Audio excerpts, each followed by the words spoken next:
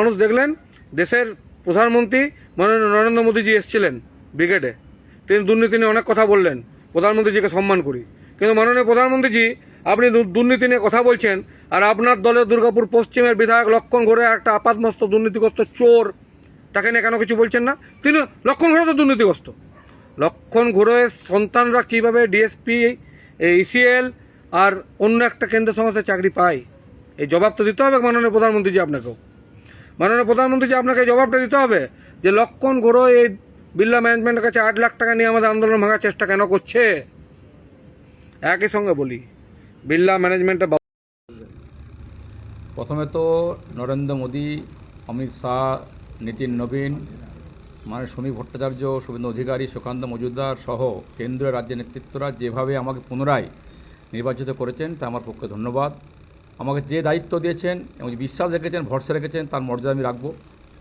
সারা দুর্গাপুরে মানুষ 15 বছর অতিষ্ঠ হয়ে আছে। দুর্গাপুরে শিল্পাঞ্চল মানুষের শিল্প নেই, বেকারত্ব বাড়ছে। দুর্গাপুরে 4 বছর ভোট হয়নি, এলাকায় উন্নয়ন স্তব্ধ হয়ে গেছে। আমাকে বহু আটকাওয়ার চেষ্টা করেছে, তারপরেও আমার যে এমএলএদের ফান্ড সেটা সম্পূর্ণ করেছি। আরও দুর্ভাগ্যের বিষয়, সেই কাজকে আটকে দেওয়ার চেষ্টা আজও লাইট লাগাতে গেছে এখানকার কাউন্সিলর, তিনি আমার লাইট লাগাতে দেননি, 20 নম্বর ওয়ার্ডে লাগাতে দেননি।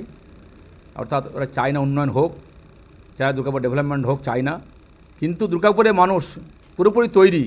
যখনই কয়েকদিন ধরে রাস্তায় হেঁটেছি, রাস্তায় বেরিয়েছি, ব্রিগেডের জন্য মিছিল করেছি, স্বতঃস্ফূর্ত মানুষের মনোভাব, ইশারা, হাত নেড়ে দেওয়া, হ্যান্ডস্যাপ করা বলে দিচ্ছে দুর্গাপুরে আবার 26-এ পরিবর্তন হচ্ছে। আর সেই পরিবর্তনের কাণ্ডারি হিসেবে আমাকে যে দায়িত্ব দিয়েছেন, বিধানসভায় দাঁড়িয়ে পরে মানুষের কথা বলবো। আর আজকে অত্যন্ত খুশি আমাকে ভরসা রাখার জন্য সমস্ত দুর্গাপুরের কর্মীরা যে আমাকে পাশে দাঁড়িয়েছেন, আগামী দিনেও যেভাবে লড়াই করেছেন, আমি গর্বিত। আমরা নিশ্চিতভাবে বলতে পারি দুর্গাপুর সমস্ত কর্মীদের সহযোগিতায়, অক্লান্ত পরিশ্রমের ফলে আবার 26 জিতব, সে সময়ের অপেক্ষা মাত্র। পশ্চিমবঙ্গের শিল্পাঞ্চল সঙ্গে দুর্গাপুর শিল্পাঞ্চল একশো ইন্ডাস্ট্রি হাব ছিল দুর্গাপুর। দুর্গাপুরে 34 বছর বামফ্রন্ট, 15 বছর তৃণমূল কংগ্রেসের রাজত্বে 50 বছর ধরে দুর্গাপুর একের পর এক কারখানা বন্ধ হয়েছে। মোদিজি এসেছিলেন কয়েক মাস আগে, বলেছিলেন দুর্গাপুরে আমরা সঙ্গে সঙ্গে সারা পশ্চিমবঙ্গে শিল্প করব।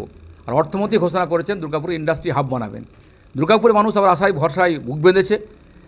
ডিএসপিকে 36,000 কোটি টাকা এবং ডিবিসিকে 9,000 কোটি টাকা দিচ্ছে মোদী সরকার। তা আমাদের ভরসা, বিশ্বাস যে অর্থ যে ঘোষণা করেছেন, আবার পুরনো কারখানা খুলবে, নতুন ইন্ডাস্ট্রি আসবে। দুর্গাপুরে বেকার যুবকরা আর দুর্গাপুর ছেড়ে বাইরে যেতে হবে না। তাই আমি গর্বিত দুর্গাপুরবাসী হিসাবে। আমি কোথায় যেতে পারি, মোদীর নেতৃত্বে জবরদস্তি সরকার হবে।